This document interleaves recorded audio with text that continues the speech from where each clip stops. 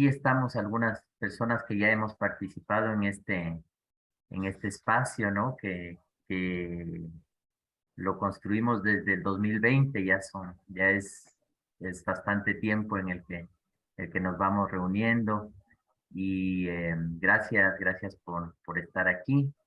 Eh, Te contamos un poco cómo nació Unidos en los Cinco, justamente a raíz de la pandemia. Algunos voluntarios, sobre todo de Colombia, con el afán un poco de acrecentar la unidad, ¿no? Y estando en este estado de confinamiento, tomaron la iniciativa de encontrarse vía Zoom todos los días a las 5 de la tarde.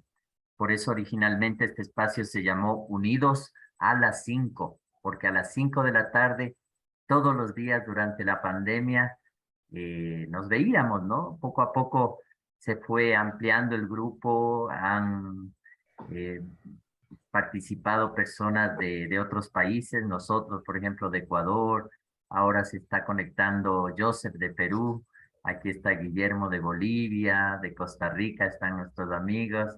Hola Joseph, bienvenido, buenas noches. Buenas noches. Entonces, básicamente al inicio este espacio nos sirvió mucho para conocernos más, para saber nuestras necesidades, la de nuestras familias, las situaciones en las que cada uno ha estado. Y hemos sido muy constantes. Después de que se acabó un poco el confinamiento, ya se podía un poco salir, cambiamos a reunirnos una vez a la semana, y cambiamos nuestro nombre a Unidos en los Cinco Continentes, por eso nos llamamos Unidos en los Cinco. Y realmente ha sido un espacio muy rico, donde hemos podido hablar sobre distintos temas, conocer sobre todo todas nuestras experiencias en lo social, en toda Latinoamérica, ¿no? En todas estas cosas maravillosas que vamos haciendo en los distintos países, iluminados también por el ideal de Kiara, ¿no? Y eh, sobre todo favoreciendo una cultura, digamos, de compromiso, tratando de alimentar estas redes vivas que queremos tener, ¿no es cierto? Esta sinergia con todos y también muy vinculados, muy articulados, muy caminando con los objetivos de la economía de comunión, ¿no? Que son eh, esta cultura, digamos, económica, ¿no es cierto?, fundamentada en la comunión, pero también la reducción de la pobreza. Y en este camino hemos venido conociendo también algunas instituciones, ¿no es cierto?, como AMU, como Suma Fraternidad, AMPECON de Brasil, la Fundación Radaver, el FEB acá en Ecuador. Últimamente estuvimos con la Red Latinoamericana de Tierras. Y también desde este espacio ha surgido un proyecto, digamos, de humanidad nueva que es justamente en Costa Rica, ¿no? Donde se ha constituido la Asociación Tierra Providencia gracias a la donación de un terreno y en el que estamos todos entusiasmados tratando de pensar, de apoyar, para que se convierta en un proyecto social, en un proyecto de, digamos, de fraternidad, en el que podamos todos colaborar. En este 2022, esta experiencia nos ha llevado juntos también a amar la patria del otro como la propia, ¿no? Hemos tenido la posibilidad de ir conociendo las situaciones de los distintos países. Aquí en Ecuador, por ejemplo, que hubo este paro nacional impulsado por nuestros hermanos indígenas. Hemos conocido la situación de Panamá, y en este momento queríamos un poco hoy día compartir varias experiencias, ¿no? Guillermo nos quiere comentar un poco sobre la situación en Bolivia. Y Rolando, si te animas también a contarnos algo sobre El Salvador. Y básicamente, digamos, lo que queremos es que que sea este un espacio fraterno de diálogo, ¿no es cierto?, donde todos estamos sin distinciones, originalmente voluntarios, voluntarias del movimiento, para también muchos amigos, digamos, del movimiento que participan y viven con nosotros el ideal de la unidad, de la fraternidad universal. Así que en eso estamos, en este camino.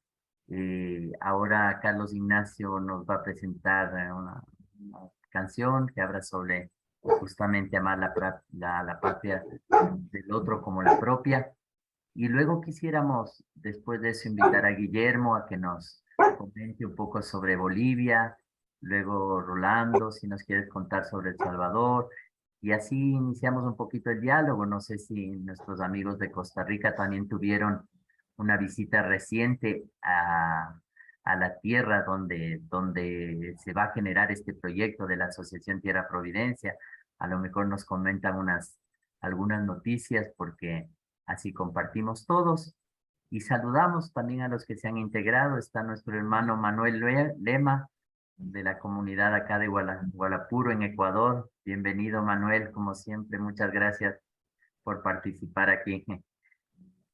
Muchas gracias, muy buenas tardes hermanos y hermanas, muy contentos aquí juntos con mi esposa para escucharles atentamente, Qué muy bueno, amable por compartir. qué bueno, está Michita también por ahí. Bienvenidos hermanos, muchas gracias. Entonces, adelante Carlos Ignacio. Gracias, Wilson. Sí, esta es una canción de un grupo que está asociado a Allen Rosso. Es un grupo de jóvenes de España. Seguramente ya lo habrán escuchado. El grupo se llama Mosaico. Compartiendo esperanzas, dividiendo dolores, abrazando el camino uno del otro, uno del otro, uno del otro, uno del otro, uno del otro.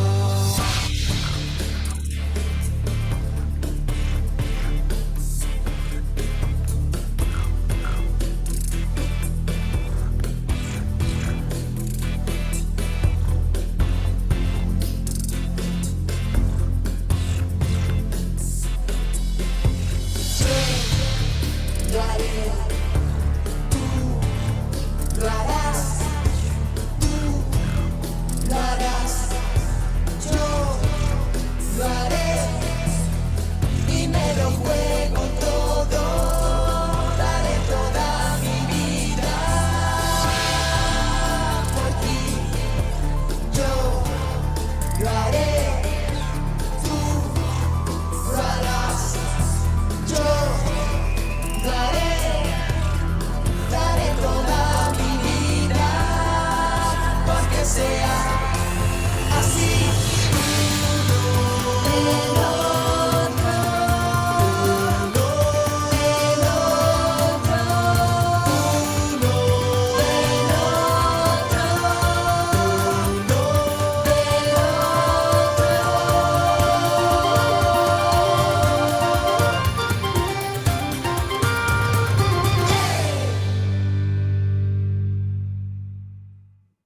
Qué bien, muchas gracias, Carlos Ignacio. Y justamente para amar la patria el uno del otro, lo primero es conocer, ¿no es cierto? Conocernos, hemos hecho ya este recorrido por Ecuador, por Panamá, y ahora queremos invitar a Guillermo a que nos cuente un poco sobre Bolivia. Guillermo, desde Cochabamba.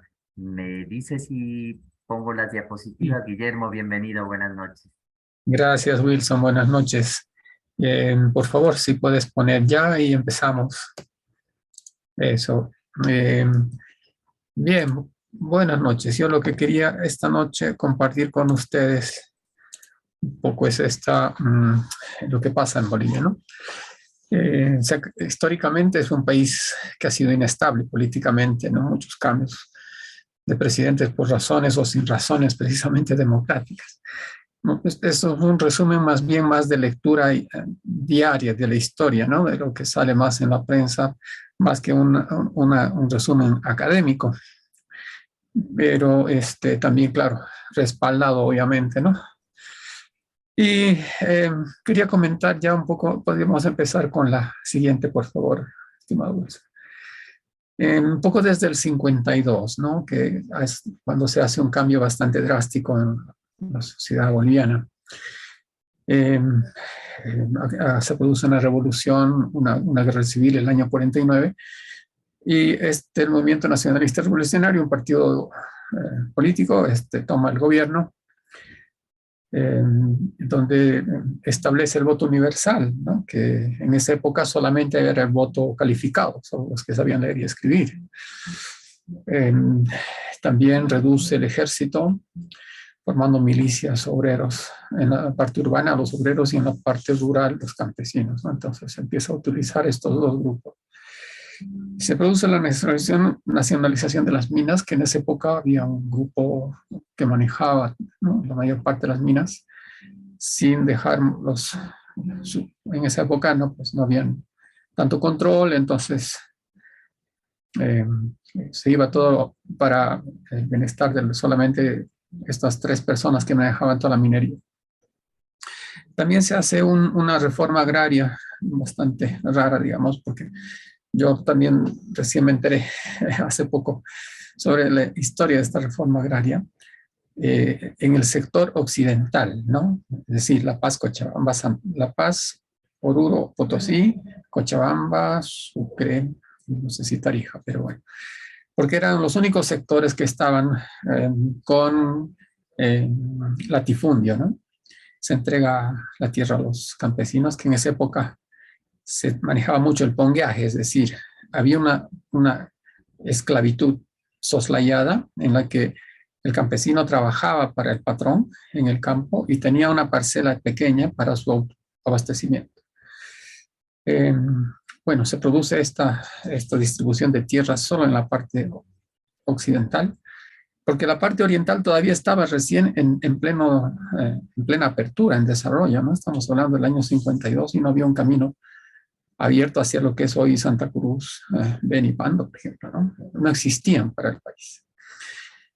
Bien, este movimiento pero se fue transformando, ¿no? Desde un caudillismo democrático hacia un autoritarismo bastante brutal, digamos, al final, ¿no?, de su periodo.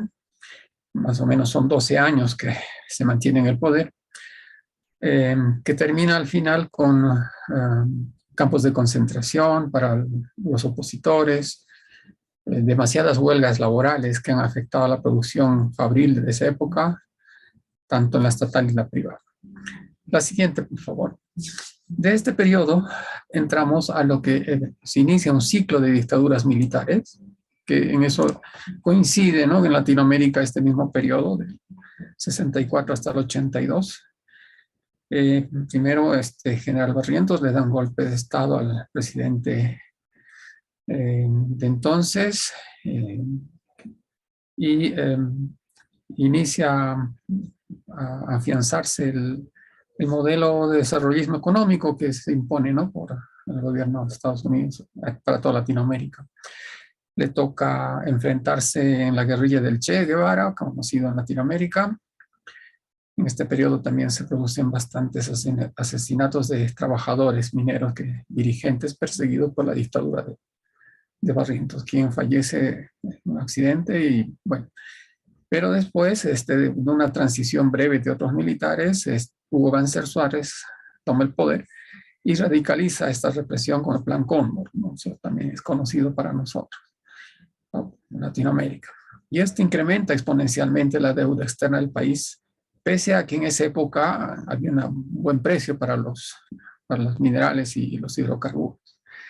Todavía no se había entrado en proceso de exportación, ¿no? En Bolivia estaba todavía hidrocarburos incipientes. Ahí, entre medio, pongo este punto de que se funda la Confederación Sindical de Trabajadores Campesinos en el 79, porque este es uno de los grupos que no aparece en la historia, así, no es parte, como si no fueran parte de esto. Entre el 78 y el 82 hubo una suerte de 8 presidentes, o sea, en 4 años, 8 presidentes, ¿no? Entre una democracia y narcodictadura. Este periodo coincide con la caída del precio del estaño, se produce una situación hiperinflacionaria, apoyada además por que lo único que salvaba en esa época era la producción de coca y exportación de cocaína. Estamos hablando del gobierno de García Meza, por ejemplo, que ha sido una dictadura bastante brutal también para el país, ¿no? Bueno, muchos dirigentes en esa época. Y había una estructura fuerte de narcotráfico ya en el Chapare. Al final del 82, una huelga general a nivel nacional pone fin a la dictadura. La siguiente, por favor. Hay una transición breve en esa época, pues la Central Obrera tenía un tinte fuerte de izquierda y sube el gobierno de Hernán Siles Suazo y recibe esta economía en crisis, ¿no? Y una deuda externa mayor al PIB. Eso genera necesariamente problemas, ¿no? Y el pago de esta deuda pues provocó una devaluación que alcanzó el 27.000% anual. Subió el poder adquisitivo y entramos en una total anarquía, bloqueos, paros, todos los días, ¿no? Y claro, esto era consecuencia de esos 18 años que se han ido sucediendo los golpes de Estado y de los gobiernos militares. Para evitar una nueva convulsión que nos lleve a una guerra civil, bueno, renuncia al presidente y adelanta las elecciones. La siguiente, por favor.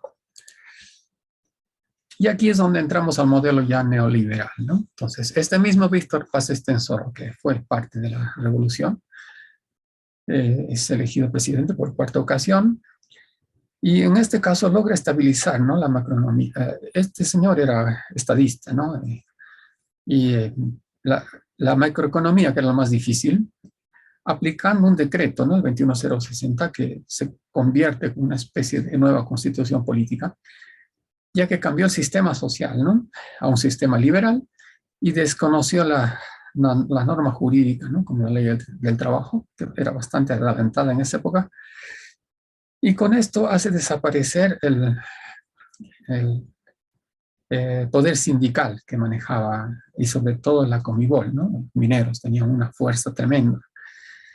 Se producen despidos masivos, descongelamiento de salarios, incremento de la pobreza, destrucción de derechos fundamentales de los trabajadores, se establece la libre contratación, las organizaciones campesinas y los movimientos cívicos sindicales un poco empiezan a reemplazar a la Central Obrera. Pero esta ley, esos años, provoca una gran migración, ¿no?, de relocalizados, que se llamaban los que salían por este tema.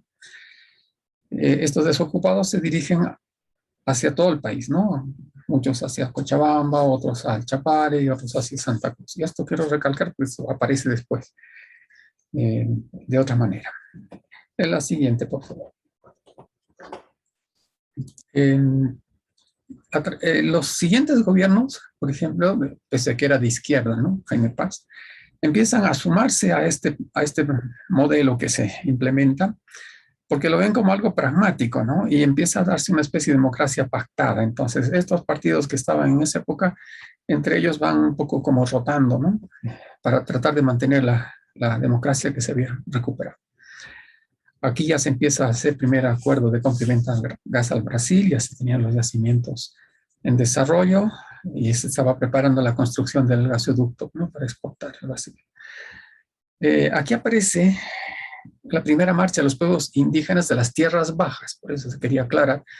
Lo que existía hasta entonces era solamente occidente y centro de Bolivia. Aquí aparecen los pueblos indígenas tierras bajas que se refieren a tanto a Beni, Pando y Santa Cruz. Bueno, parte de Tarija, parte de Sucre. Y lo llaman la Marcha por la Dignidad y Territorio. Son 800 personas más o menos que caminan 600 kilómetros hasta la sede de gobierno, ¿no?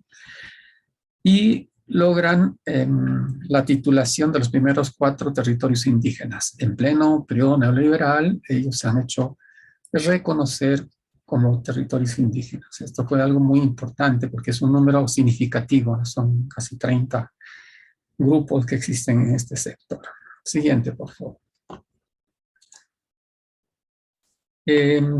Paradójicamente, pues, bueno, en este sorteo de gobiernos que se va dando, Gonzalo Sánchez de Lozada sale presidente, se privatizan, aquí se empiezan hay una ley de capitalización en la que se privatizan las empresas estatales de hidrocarburos, ferrocarriles, telecomunicaciones, electricidad, transporte aéreo, entre otras, ¿no? Así también se descentraliza la gestión del Estado, es decir, el modelo neoliberal establece que el Estado se desmarque de la parte social. Pero, contrariamente a eso, hay un avance en el tema de la participación popular, es decir, a través de la capitalización, el Estado piensa que va a tener ingresos, pero esos ingresos quiere distribuirlos hacia digamos, la población a través de las prefecturas y las alcaldías, ¿no? Entonces, a eso se llama la ley de participación popular, que otorga autonomía a los municipios y también el tema del Servicio Nacional de la Reforma Agraria. Se crea el INRA, ¿no? Para continuar con lo que se había llamado este tema de la distribución de tierras que quedó inconcluso, ¿no? Hay una reforma educativa y crea un bono nacional para todos los ciudadanos mayores de edad, ¿no? A partir de los 65 años uno cobra una cantidad de dinero hasta el día de hoy, como compensación al proceso de capitalización. Se establece la segunda marcha de los pueblos indígenas de las tierras bajas, pidiendo que se apruebe esa ley INRA y la titulación de territorios históricamente ocupados por ellos, ¿no? En la modalidad de tierras comunitarias de origen, ahí se llaman las TCOs. La siguiente, por favor. En un segundo mandato, pese a que fue dictador, esas cosas de la vida hace que Banzer aparezca como presidente. En su segundo periodo, otra vez alianzas con otros partidos, obviamente, ¿no? En ese segundo periodo trata de igualar al antecesor, dando continuidad a las políticas. Pero también radicaliza un poco el neoliberalismo en el sentido de que, bueno, primero quería borrar un poco el tema de la coca, porque el tema de la droga estaba estigmatizado ya en Bolivia, y intenta hacer algo con eso. Pero eso le provoca muchos bloqueos y aparece ya el Evo Morales como dirigente tratando de hacer paros y bloqueos defendiendo la producción de coca en el Chapare. En abril del 2000, ¿no? Decreta un estado de sitio porque hizo la capitalización del agua potable en Cochabamba. Cochabamba es una ciudad muy dependiente del agua, muy crítica, ha vivido hasta hace poco muy dependiente del agua, con un servicio restringido a nivel general en la ciudad, ¿no? Entonces ha sido muy sensible aquí y aquí se armó, ¿no? Porque la gente no aceptó esto. De tal manera que incluso tuvo que ceder a la presión y cancelar el contrato con Aguas del Tunal, ¿no? Tuvo otra que ceder y dar marcha atrás. Aparece la tercera marcha de los pueblos indígenas en Tierras Bajas en 2000. Esto para pedir acelerar la creación del Ministerio de Asuntos Campesinos, que no existía, ¿no? y menos todavía indígenas originarios. Entonces, eso es lo que sucedió en este periodo. La siguiente, por favor.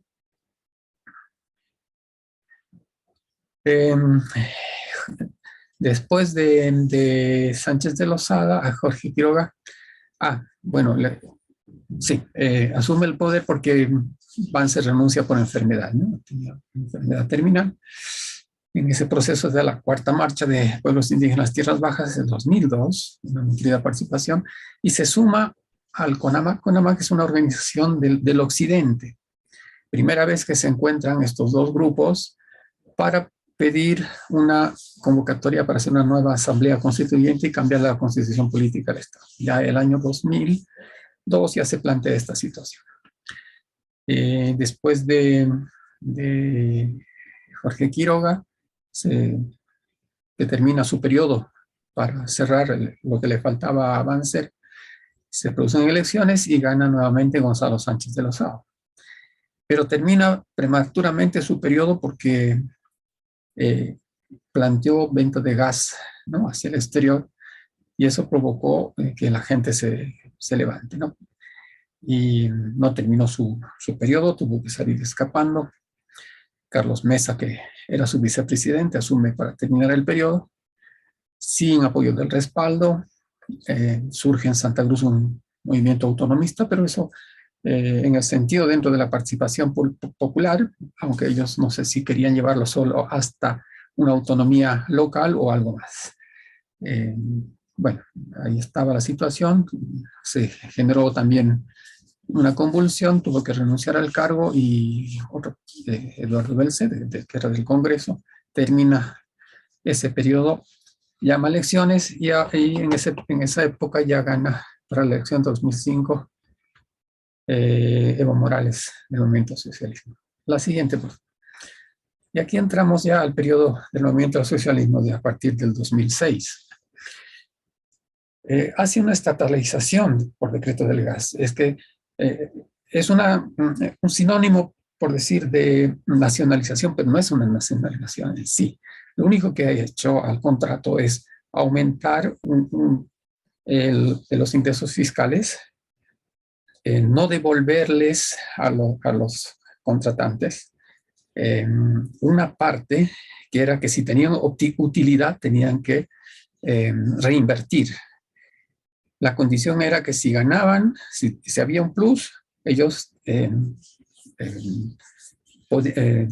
quedaban, no necesitaban devolver esta cantidad de dinero. Su error fue no haberlo firmado y hacerlo aprobar con el Congreso. Entonces los encontró en una situación inestable y tuvieron que aceptar estas condiciones, y de esa manera es que se produce un incremento en los ingresos, ¿no?, de la exportación, sobre todo fundamentalmente del gas. Se establece también el nuevo Estado social plurinacional.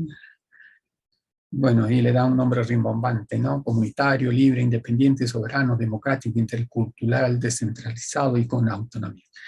Esta es más bien una careta que puso Evo Morales a este sistema, ¿no? Pero bueno, sí lo denomino. Paralelamente se produce también la quinta marcha de los pueblos indígenas de las Tierras Bajas el 2006.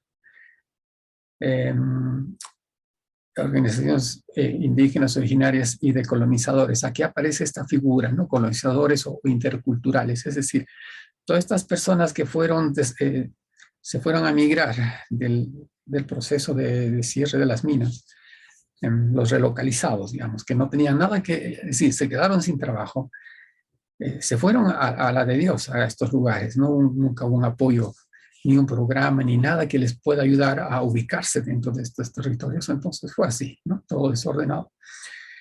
Y se quedaron en el Chapare, por ejemplo, conseguían un pequeño terreno y ya inmediatamente pues, eran productores de coca, ¿no? Aparecieron muchísimos productores de coca, ahí crece enormemente, ¿no?, la producción de coca, porque era lo más fácil, lo más rápido y lo más seguro, porque cada 4 meses cosechas y tienes un ingreso. Bueno, ellos se juntan finalmente con los indígenas de las Tierras Bajas y se promulga este tema de la reforma agraria, ¿no? También después hay una sexta marcha, donde ya aparece Evo Morales entrando en juego, ¿no? Con el pacto de unidad, convoca a estos grupos, porque lo que él quería era que los interculturales, o sea, estos colonizadores, aparezcan en escena para darles los mismos derechos como si fueran ellos también originarios. Entonces empieza a confundir, ¿no? Empieza a mezclar estas cosas para utilizarlos y ganar réditos con ellos como su respaldo de su gente, ¿no? Toda esta gente afiliada al MAS necesariamente. En la séptima marcha de las tierras bajas demandan las propuestas autonómicas indígenas que sean incorporadas a la ley marco de autonomía. Este proyecto desaparece después, ¿no? El tema de las autonomías nunca se vio. Es la siguiente, por favor. En este segundo periodo se profundiza la nacionalización del sector eléctrico, perspectivas de explotación de litio, se aprueban las autonomías departamentales con descentralización restringida, ¿no? Entonces ya empieza a restringir este tema de las autonomías departamentales, no estaba dispuesto a compartir las utilidades que empiezan a aparecer con estos, porque no logra una victoria en todos los departamentos, ¿no? La media luna que le llaman, Pando, Beni y Santa Cruz han sido muy contestatarios en todo este periodo. Y esto ha ido haciendo frenar en este proceso al MAS, ¿no? El tema de las autonomías.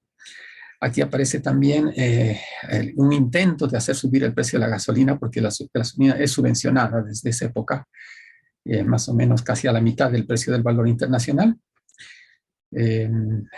Cuando quiso subir, casi le cuesta el puesto a Morales, entonces tuvieron que retroceder inmediatamente. Aparecen pugnas entre mineros estatales y cooperativistas privadas, ser gente afín al MAS, porque empiezan a entregar tierras a los privados y a los estatales. Ya empieza a haber conflictos por yacimientos, ¿no? Aparte de eso, ya se declara la afinidad del gobierno con el Foro de Sao Paulo, estos grupos del socialismo del siglo XXI. Internamente purga entre sus afines los librepensantes. Esto lo pongo así porque no sale mucho como noticia, pero ellos querían fidelidad absoluta de personas que no piensen, así de claro, si simplemente obedezcan y hagan lo que les dice el partido, el líder, ¿no? Del MAS. Y esto en el aparato estatal. Además, en su constitución del partido establecen que para ser parte del gobierno tiene que ser parte del partido. Y entonces esto genera mucha gente que sale y otra gente que ingresa sin tener, aunque no tenga la competencia para el cargo, no importa, ¿no? Tiene que levantar un poco así. Después, bueno, el modelo neoliberal, es decir, quedó intacto. Su planteo socioeconómico, el nuevo modelo económico en realidad es solamente esta administración que le tocó la suerte de tener los mayores ingresos que jamás había tenido Bolivia. En la época de Sánchez de Lozada, por ejemplo, por los 80, él manejaba 200 millones de dólares año como presupuesto. En esta época del 2010, 11, 12, 14, 6.000 millones de dólares año. O sea, es un salto abismal, ¿no? Apenas que la forma como se ha ido manejando esto ha sido terrible. Bueno, ha aplicado un capitalismo de Estado. Además, poca transparencia en la gestión gubernamental. Se cerró la transmisión directa del Parlamento. En realidad no había debate. Yo siento que el Congreso simplemente les llegaba las leyes y lo único que tenían que hacer en el Congreso era aprobarlos levantando la mano. Eso era todo. Bueno, se establece así. Paralelamente también se surge la octava gran marcha indígena. Esta marcha es importante, ¿no? Porque empiezan a ingresar estos avasalladores a tierras que son, se supone que son reservas, ¿no? Entonces, ellos salen a defender su territorio, convocados por su central, ¿no? Que es la CIDO. Además, oponiéndose a la construcción de la carretera, ¿no? De Villa Tunariza y Nación de Majos, que iba a dividir el territorio en dos, ¿no? El Tignis. Y los hizo retroceder en esto. Tuvo que aceptar y firmó el decreto 180 de protección del Tignis, que lo convierte en intangible. Porque sucede una brutal represión policial, ¿no? Los marchistas son personas mayores, mujeres, niños. En Chapariña esto ha cuestionado seriamente el perfil indigenista y ambiental de Morales, ¿no? Empieza ya a quitarse la máscara de todo lo que se había propuesto en un principio, que creímos muchos en eso, ¿no? Y paralelamente, esto lo hace en noviembre, esto pasa en noviembre, y en febrero decreta la ley 222, ¿no? Con la que dice que se puede, digamos, quitar la intangibilidad del Tignis por medio de este decreto, donde solamente se tiene que someter a una consulta en el lugar. Pero esta consulta previa informada a los pueblos indígenas no es real, porque ellos en este proceso, mediante prebendas, forman organizaciones paralelas, ¿no? Afines al MAS en el territorio del Tignis, es decir, afines a ellos. Y esto es lo que ha hecho, ¿no? La desinstitucionalización del Estado ha sido parte de esta estrategia, ¿no? Generar grupos afines a ellos paralelos. Y como manejan ellos el tema de la personería jurídica, son los únicos que aprueban, sacan una ley de renovación de la personería jurídica.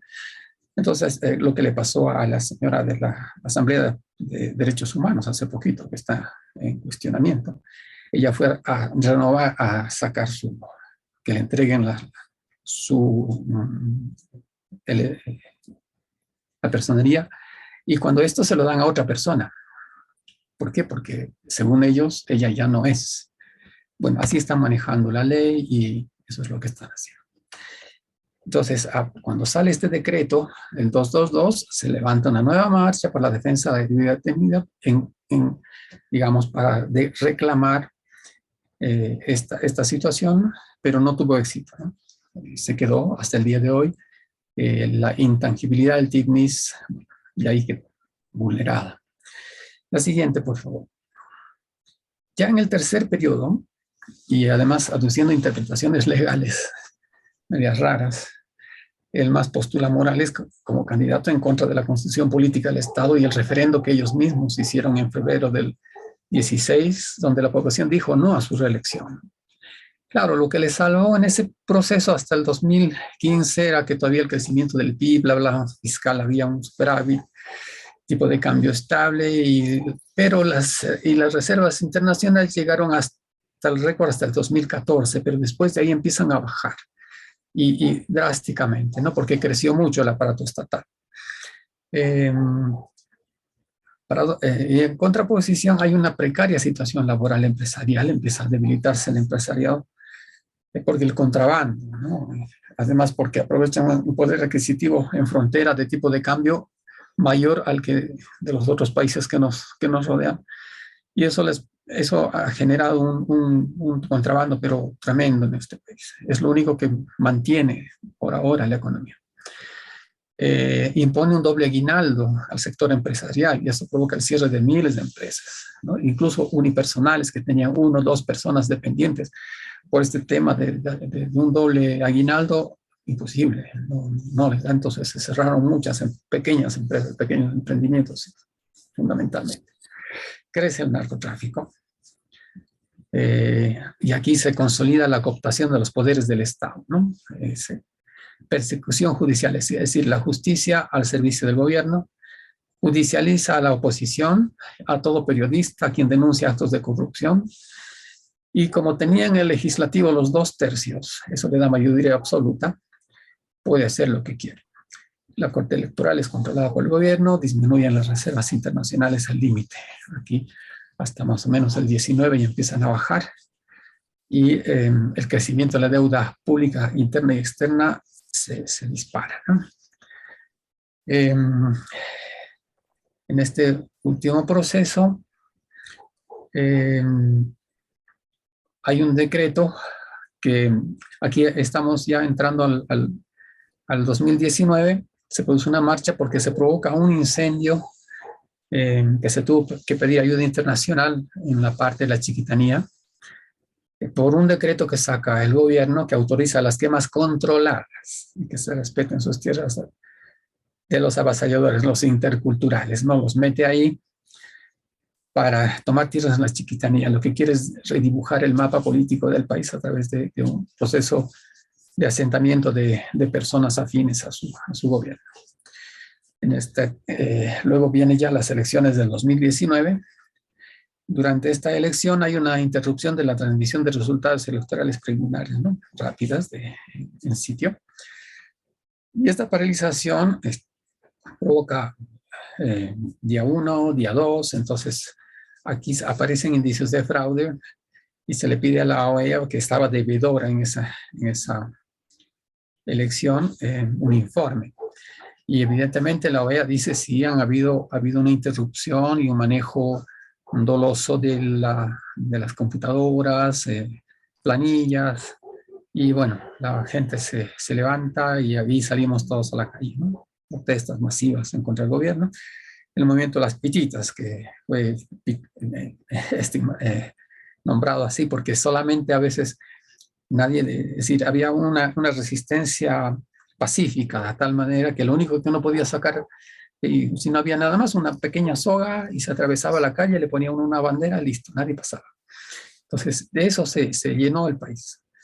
Y no le quedó otra que escapar, ¿no? Porque no tuvo respaldo, no le salió como él pensaba. Creo que ahí se equivocaron drásticamente con ese fraude electoral. Pero paralelamente, sus grupos de choque, ha habido una provocación violenta, ¿no? Ya de amedrentamientos sistemáticos a la población. En la noche salían con teas y gritando guerra civil. Ha habido ataques a algunas poblaciones. Sacaba, por ejemplo, han venido los cocaleros, pero la gente no respondía. Y ellos lo que buscaban era el enfrentamiento, ¿no? Porque ellos lo primero que querían es victimizarse, que ha sido siempre su estrategia. Y aquí el tema por ejemplo, en Sacaba ha habido unos encuentros un poco raros donde aparecen personas heridas de bala, pero que no dejan que se haga autopsia, las entierran de inmediato. Aparentemente ha habido un disparo por detrás de ellos para provocar muertos, ¿no? En Sencata intentaron incendiar la planta de engarrafadora de gas y ahí al gobierno no le quedó otra más que sacar al ejército. Entonces ellos dicen, no, hubo una masacre en Sencata, nosotros no estábamos haciendo nada, por decirlo así, ¿no? Bien, eso fue una convulsión total. La conferencia episcopal de Bolivia. Bueno, aquí como comentario, el obispado en Bolivia, la iglesia siempre firme al lado del pueblo y con la verdad. Ellos les pidieron si podían ser facilitadores de este proceso de diálogo y estuvieron en eso hasta lograr un consenso de sucesión constitucional, ¿no? Para nombrar un gobierno transitorio. Entonces, hay toda una relación, hay un relatorio de lo sucedido durante ese proceso, hecho por la iglesia, que lo ha hecho público, porque surge después digamos, el intento de decir que fue un golpe de Estado, ¿no? Y que Evo Morales fue víctima de un golpe de Estado, y cuando eso, bueno, se lo digo así, ¿no? Hay toda la evidencia de que eso nunca sucedió. Era solamente para tapar este fraude electoral que le llevaría a perder la sigla, ¿no? Por ley, como delito. Pero justamente para no perder la sigla, amenazó con incendiar La Paz a cambio de que le permitan escapar y que no le quiten la sigla. De esa manera es que él se va. Y no tenía que presentarse en las siguientes elecciones. Ahí es donde aparece esta señora que ahora está encarcelada por una acusación injusta y sigue ella allí, bueno, en prisión. Esta señora del final convoca elecciones y Luis Arce gana el 2020. Dice la siguiente, por favor. Entramos a esta última partecita. Y asume el mes de noviembre. En estas elecciones se suspendió el día antes del proceso electoral. El director del escrutinio dice, no, bueno, mejor no lo vamos a usar. Pero y también tampoco se contrata una empresa para auditoría externa del proceso digital de cómputo, que era lo que aseguraba que no iban a tocar nada. Bueno, no sabemos. La verdad que esto está así. Se aceptó esa elección porque había que hacer, digamos, ya parar el conflicto y ver cómo se arregla esto después, ¿no? Bien, después, ya hace poco, el año 21, estamos ya en el año 21, aparece otra vez la Gran Marcha de los Pueblos Indígenas de la Amazonía. Llegan hasta Santa Cruz y se juntaron todo el grupo, ¿no? Y reclaman el respeto a su territorio y cultura, así como rechazar la ocupación de sus tierras debido al avasallamiento o invasiones de pobladores de otras regiones. Esperaron en Santa Cruz desde el 1 de septiembre hasta el 1 de diciembre, casi esos 3 meses, y el gobierno nunca los atendió. Ellos mandaron cartas de invitación, conversaremos, pues no, Arce no se presentó nunca ninguno de los importantes, y mandaban a viceministros, directores de cartera de algún lado, pero ellos jamás se presentaron. Bueno, así está.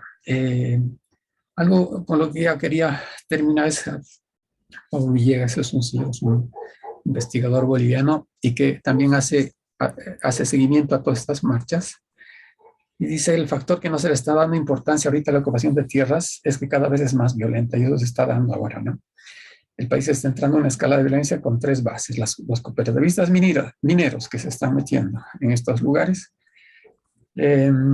los avasalladores, que son los interculturales que están tomando tierras, y el narcotráfico, ¿no? Estos actúan con violencia y están ocupando territorios. Bien, eso era lo que quería compartir con ustedes esta noche. Gracias. Y si tienen alguna pregunta. Muchas gracias, Guillermo, por este recorrido histórico, por todo lo que nos comentas. Pues me parece muy completa el recuento histórico de todo esto que ha vivido nuestro hermano país de Bolivia. Si uno quisiera detenerse un poco más y entender muchas cosas, preocupado, sí, que la situación se esté deteriorando. Igual seguimos muy atentos, Guillermo, a las situaciones. Hermano. Adelante, Manuel. Ya. Y yo tengo, ¿qué pasa con el movimiento que lidera el Malcu Felipe Quispe? Y porque él no critica mucho al Estado y es inclusive que parece que es un opositor, inclusive de Evo Morales. Si existe aporte de él al movimiento indígena, al Estado, porque es muy frontal en algunas cosas, inclusive va fuera de lo que nosotros buscamos profesar la paz, ¿no? Inclusive va, creo que se apoya en la violencia. Esa es mi pregunta. Ya, Felipe Quispe, bueno, él falleció hace 1 año y medio. Su hijo tomó un poquito la batuta, pero ya cambia de perspectiva. Él estuvo con García Linera en su tiempo, hace muchos años atrás, de un movimiento terrorista, ¿no? Hacían sabotajes, asaltaban remesas. Entonces no era tan, por decirlo así, no violento, digamos. Ellos creían en un movimiento más de choque, ¿no? En la época de las revoluciones que se iban dando, movimientos como la FARC y todas estas, un poquito querían replicar ese modelo. No, eso ya está sin continuidad y claro, él hacía un aporte desde el altiplano, ¿no? La gente del altiplano tenía muchos seguidores. Es todo lo que te podría decir, porque ahí quedó ya su movimiento, ¿no? Ya no tiene, bueno, estando, siendo líderes unitarios, digamos, más populistas, cuando el líder no está, esto siempre se baja, ¿no? Gracias, hermano. Juan Manuel Otárola, adelante.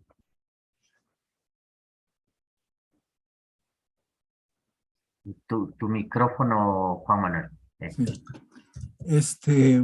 Bueno, yo estuve varias veces en Bolivia como asesor desde Siles Suazo, Ya. 70 hasta pasando por García Mesa, que me tocó estar ahí, terrible. Después Paz Zamora, El Boni, y siempre noté que había como un espíritu de divisionismo entre los que llamaban o llaman cambas, creo que son del Beni, Santa Cruz de la Sierra, esta cosa, y los Coya. Sí. Y después, bueno, yo la última vez que estuve ahí fue empezando este siglo, y me di cuenta que había como un movimiento de buscar independizarse de unos con respecto a los otros. ¿Eso subsiste? Mira, no sé si se exageró o no, pero en este momento lo que sí podría hacer Santa Cruz como centro, que tiene hoy todas las condiciones para ser un departamento totalmente que podría ser independiente, porque tiene todo, minería, tiene todos los recursos, las mejores tierras del país para la agricultura. Pero lo veo bastante difícil que suceda, digamos, una división que se pueda conseguir. Ahora, no se puede descartar tampoco, porque estas fragmentaciones se han ido dando, ¿no? Hasta en Europa, digamos, ¿no? Todo es posible en esta situación en la medida que se vayan extremando o sea, se van haciendo, las polarizaciones vayan creciendo. Yo creo que ha logrado algo en estos últimos años que se ha dedicado es bajar el temperamento en Santa Cruz a tal punto que ha llegado a controlar a los agroexportadores porque viven del Estado, es decir, la agricultura intensiva no es rentable. Y bueno, en Latinoamérica no se subsidia, en Europa se subsidia. Pero aquí, como no se subsidia, ellos viven de créditos del Estado, ¿no? Entonces, se prestan plata, invierten, exportan. Si les va bien, ganan algo, y si no, toman otro crédito para pagar el anterior y siguen así, ¿no? Entonces, es una deuda eterna. Esto hay que revisar mucho porque me tocó hacer este tema de agroecología. Y definitivamente este tema de la frontera agrícola va creciendo año tras año debidamente a esto, ¿no? Porque ellos lo que para una forma de subsidiar es entregándole más tierras para subir la producción. No ha habido nunca una política de recuperación de suelos, manejo de suelos, que Bolivia tiene los índices más bajos de producción, ¿no? por hectárea de lo que se haga. Soya, trigo, maíz. En relación a los vecinos, si saca 3.5, el Perú 3.5 toneladas por hectárea, aquí sacamos 2, una cosa así, ¿no? Entonces, ese es el problema de esto, pero no creo que se vaya, por esta situación, no creo que se pueda dar, porque tiene un límite la expansión, ¿no? del territorio, y eso ya hoy en día, eso ya está al punto de que estos pueblos originarios van a defender su territorio. Eso, en algún momento esto se va a dar, porque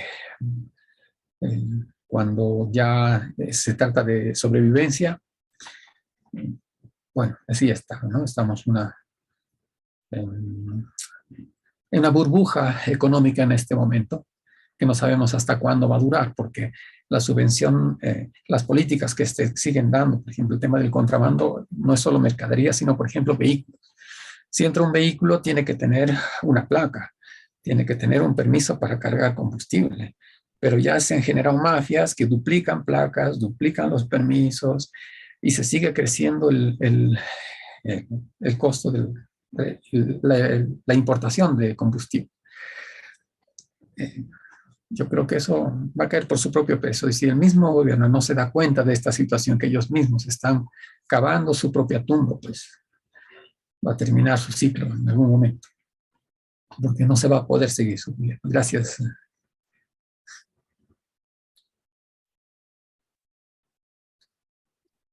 Gracias, Guillermo. Bueno, estamos un poco tarde, no sé ¿cómo estás, Rolando? Si nos puedes contar algo de El Salvador muy brevemente. Nos gustaría entender un poco, pues, cómo es la historia de cada país. Cada país pasa por muchas cosas. Sabemos que El Salvador no es la excepción. Sería bueno más adelante conocer más detalle, pero no sé si nos quieres contar un poco en este momento qué sensación hay en el país. ¿Las cosas van bien con este presidente? Te agradezco que nos comparta. Gracias. Bueno, no, gracias a ustedes y gracias a Guillermo. Realmente me ha gustado conocer esto de Bolivia porque lógicamente a veces no nos damos el tiempo para conocer la patria del otro con algún nivel de profundidad. Bueno, miren, El Salvador no es ajeno a toda la problemática de América Latina, a todos estos movimientos históricos, militares que han gobernado, digamos, durante muchos años nuestros países, intentos de civiles de retomar riendas, etcétera. Tiene una particularidad quizá que yo quisiera destacar, y es que El Salvador es pequeño, muy pequeño, 21.000 kilómetros cuadrados, y obviamente para muchos de sus países eso puede ser ni siquiera un departamento, ni siquiera una región. Es muy pequeño y muy poblado. Hemos solucionado ese gran problema exportando 1/3 de nuestra población a los Estados Unidos, casi 1/3 de nuestra población vive en los Estados Unidos, la mayor parte ilegal, y ese tercio de población que vive en los Estados Unidos tiene también una particularidad, y es que contrario a lo que sucede o lo que ha sucedido en otros fenómenos económicos que se llaman holandización de la economía, es decir, un migrante llega a un país extranjero, comienza a enviar dinero, pero después se olvida de su país, no sucede o no ha sucedido aún en El Salvador. Es decir, la población migrante continúa enviando fecundamente dinero a El Salvador, y eso mantiene la economía salvadoreña y logra que la economía vaya adelante. Mucho se ha hablado, digamos, de este nuevo presidente que tenemos. Yo les comento que después de la guerra, nosotros vivimos un periodo de guerra muy duro, precisamente por estos militares que no querían ceder el poder.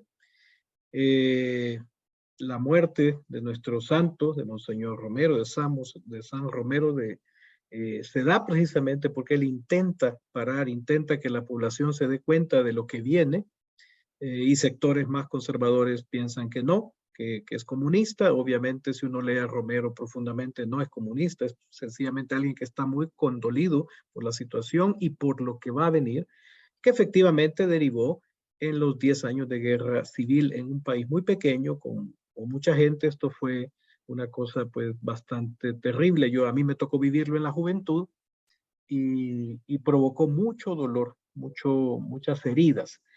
Provocó también esa migración, fue el inicio de esa migración de la que estoy hablando, que por una parte fue salida al problema de la violencia, y por otra pues salida también económica, pero genera otro fenómeno, y es que las familias en Estados Unidos, los hijos descuidados de familias pobres, de migrantes en los Estados Unidos, se asocian, y son minoría los salvadoreños en Los Ángeles, entonces se ven invadidos por otras pandillas por otras minorías que tratan de violentarlos, entonces se asocian en lo que se conocen con el fenómeno de las maras salvatrucha, la MS-13, la MS-18, y que ha derivado en una gran cantidad de maras, que básicamente son una agrupación de jóvenes violentos, pandillas, y algunos sociólogos lo llaman pandillas de pobres, es decir, pandillas que a quienes más afectan es a los pobres, que normalmente no se meten con los estratos más poderosos de la población,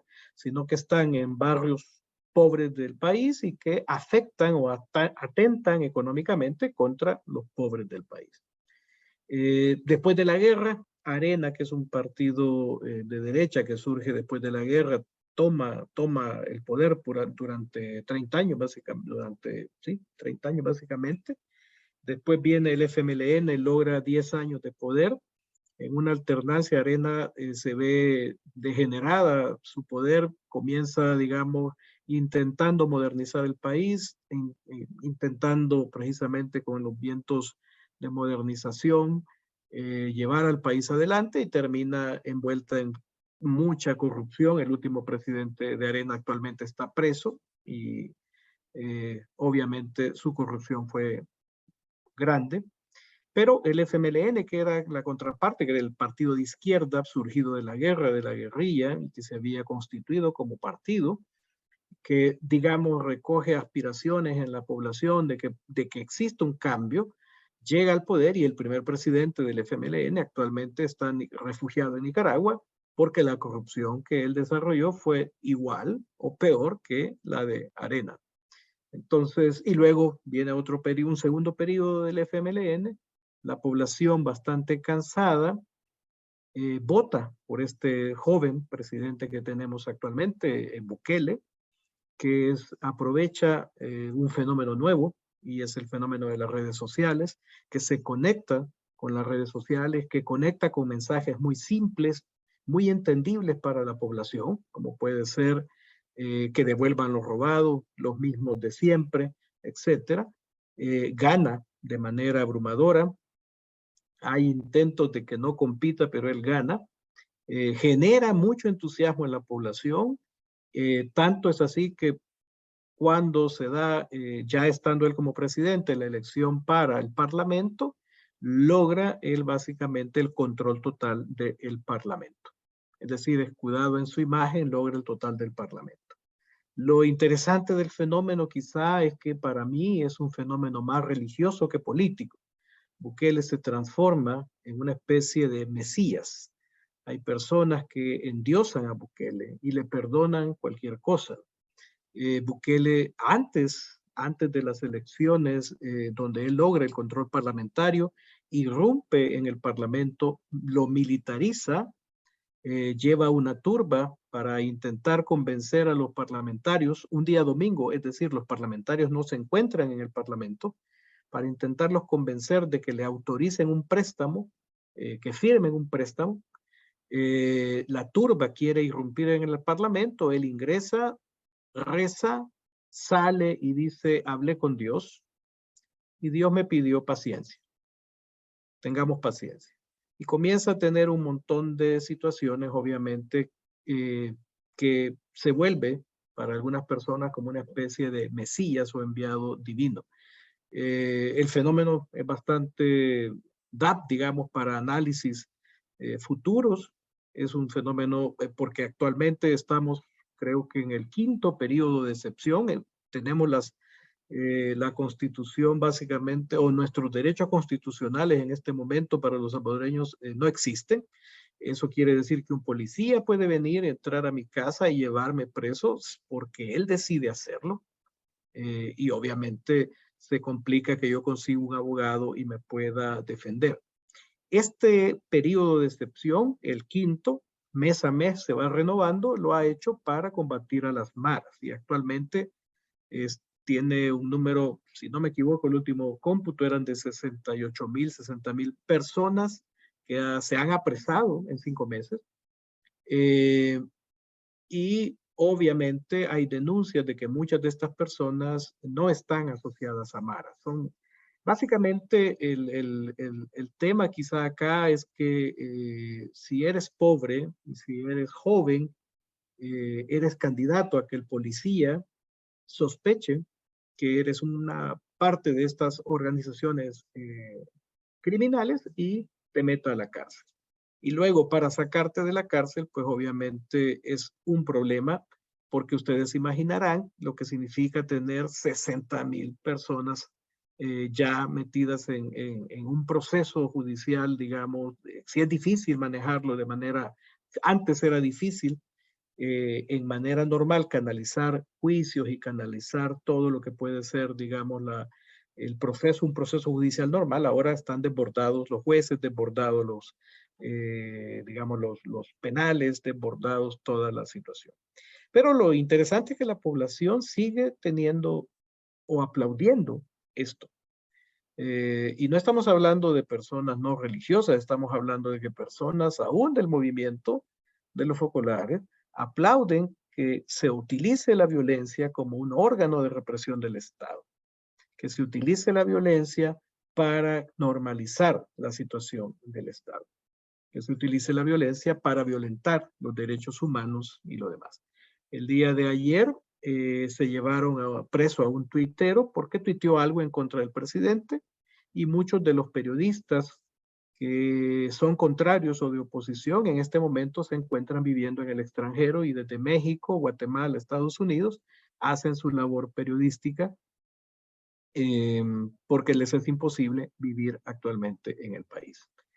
La economía también está complicada. El Salvador es un país que necesita de préstamos internacionales para sobrevivir.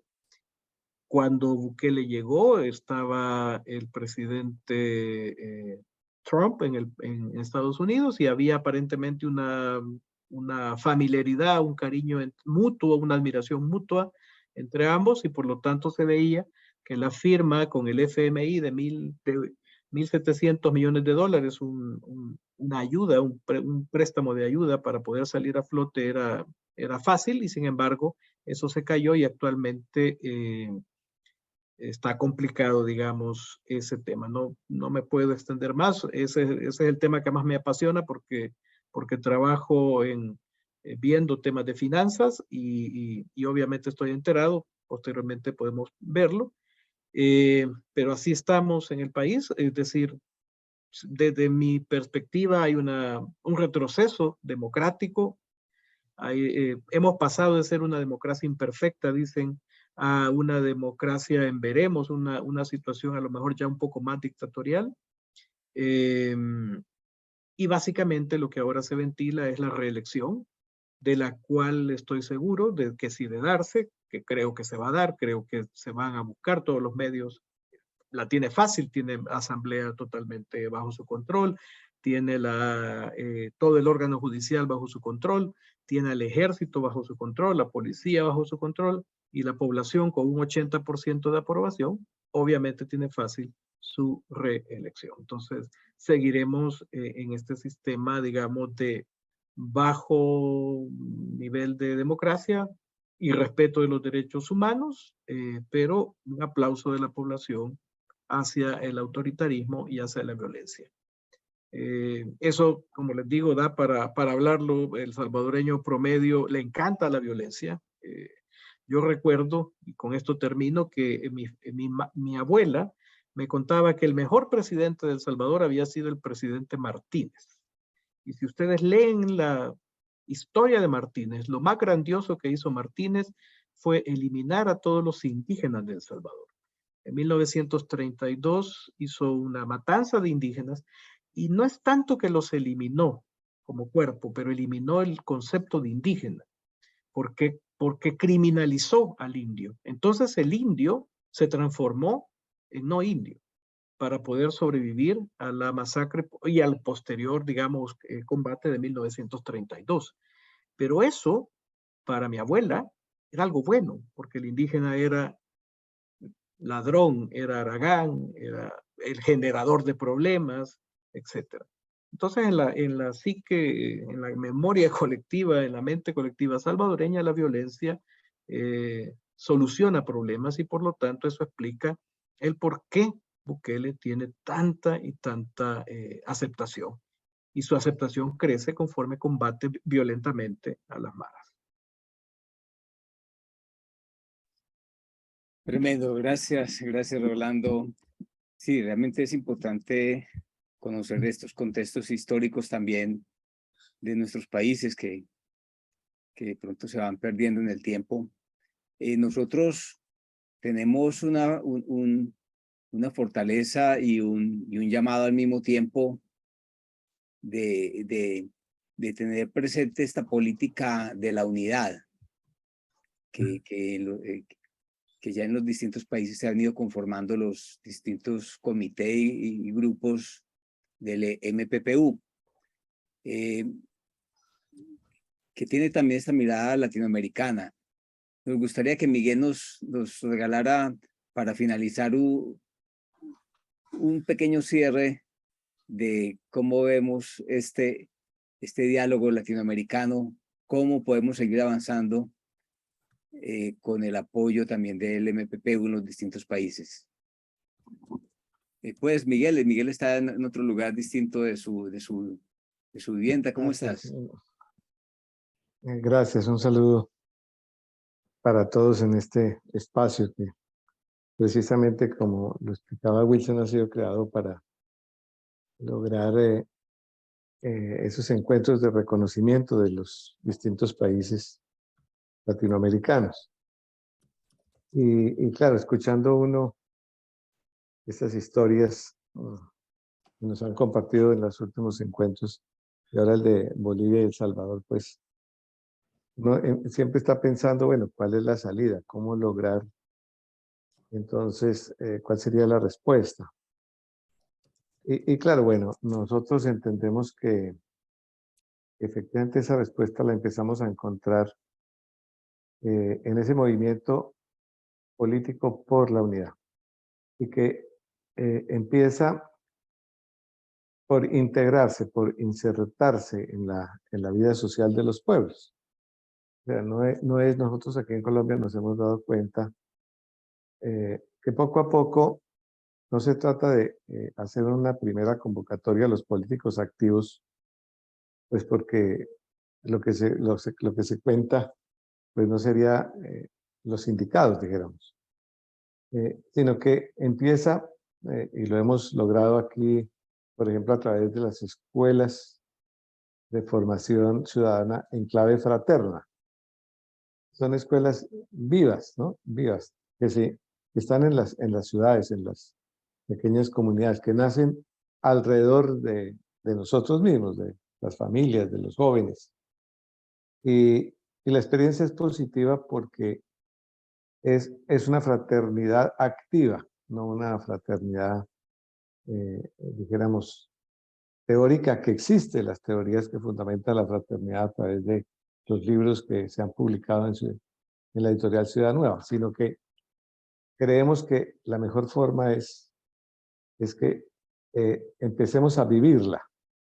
Entonces, se convoca a los vecinos de las distintas formas de pensar, sin detenernos a hacer el juicio de análisis del otro.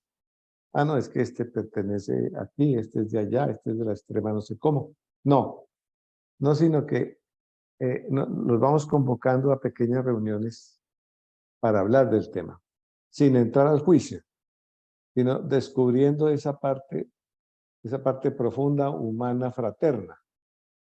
Y ahí se soluciona, es decir, inmediatamente empiezan a tener una mirada distinta.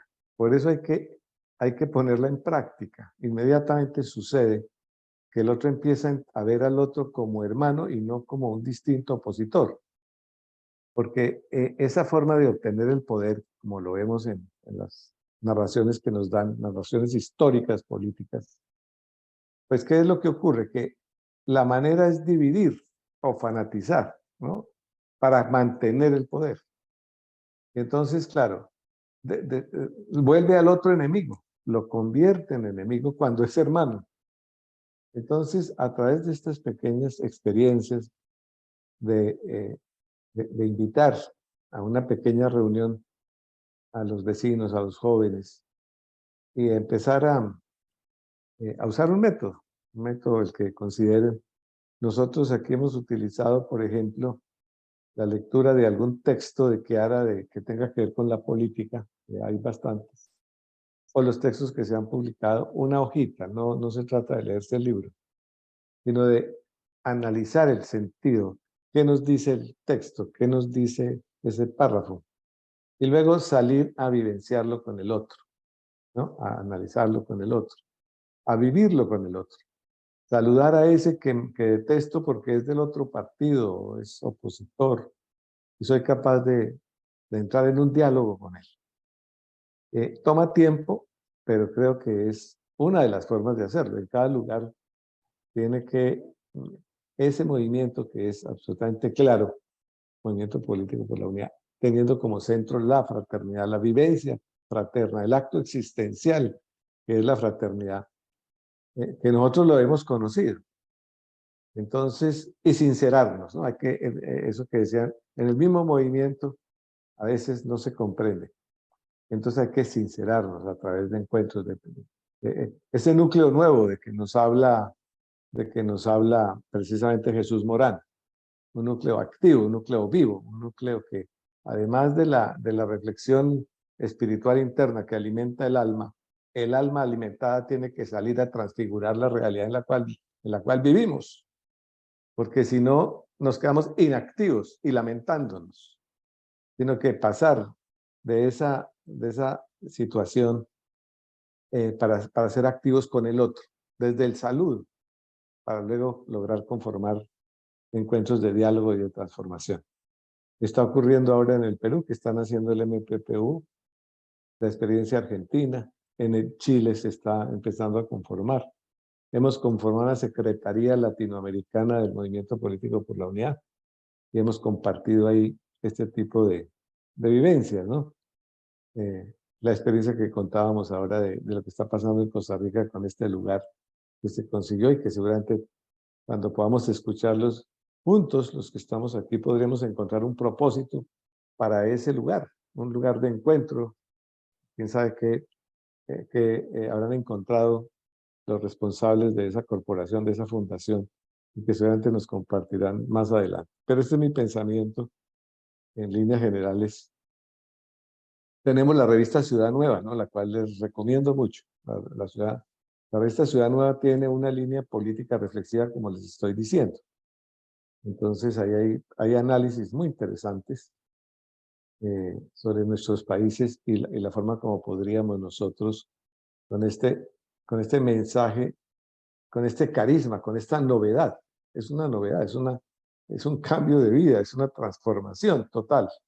Por eso se llama paradigma. Entonces tenemos que llevarlo, tenemos que tratar de insertarnos en esa vida social de nuestros pueblos.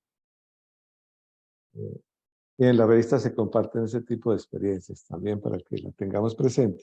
Bueno, eso por ahora les podría comentar y que este grupo de los 5 sea eso, sea un ejemplo de cambio y de convivencia y de esa forma de entender la fraternidad desde la vida social, política, económica, en todo lo que llamamos humanidad nueva, que están todos los aspectos, ¿no? Entonces, ahí podemos, ¿no? Ahí podríamos crear formas de convivencia pacífica y llegar a la paz de nuestros pueblos. Gracias. Gracias, Miguel. Muy bien. Aquí estamos poniendo en práctica eso que nos has transmitido, este abrazo latinoamericano que llegó desde Bolivia hasta El Salvador y bueno, y ahí nos conecta a todos. Ya está un poco tarde, quisiéramos también escucharnos de las otras regiones, de otros países, cómo van las cosas, pero bueno, dejamos tema para dentro de un mes. Si quieres, Wilson, hacemos el cierre final y la despedida. Y muchas gracias por la escucha a todos y todas. Y muchas gracias, Carlos Ignacio. También nos queda pendiente conocer un poco de esta visita que hicieron a Tierra Providencia. Pero bueno, tenemos el próximo mes, hacemos, Rolando, el cuarto martes de cada mes nuestra reunión a esta hora. Y sí, esperamos, Juan Manuel, poder tener el próximo mes este espacio para que nos comenten los avances en este gran proyecto de Tierra Providencia, ¿no? En el que participamos y queremos estar todos, ¿no? Te Y pasaré ahora, dentro de un rato, los 3 documentos que presenté ayer en la Junta Directiva, en la reunión de Junta Directiva, sobre la conversación, sobre los requisitos y cosas, y sobre los proyectos que ya plantearon la pastoral social de la diócesis y cómo se están viendo. Te lo pasaré dentro de un rato para que lo conozcas por ahí. perfecto, Fue gracias. referente a la reunión, no es una decisión de la Junta Directiva. Gracias, y así lo compartimos. Perdón, que también hay, un aspecto que se nos pasó ahora un poco rápido y no logramos hacer esa experiencia más personalizada como la hemos tratado de hacer acá, de conocernos. Yo le pediría a Rolando que me disculpe y en un minuto te presentes, nos digas tú cómo está compuesta tu familia. Pues ya dijiste un poco a qué te dedicas en el movimiento de los populares, cómo participas, muy brevemente, Ah, pero disculpa que no lo hicimos desde el principio. no, disculpen ustedes que se van a alargar un poco más la reunión. No sé si ya cenaron, pero bueno, soy Rolando Cisneros del Salvador. Tengo 57 años, 30 años casado con mi esposa Irene. Nos conocimos como jóvenes en el movimiento. Nuestras 2 hijas ya están grandes, una hija de 29, la otra de 25.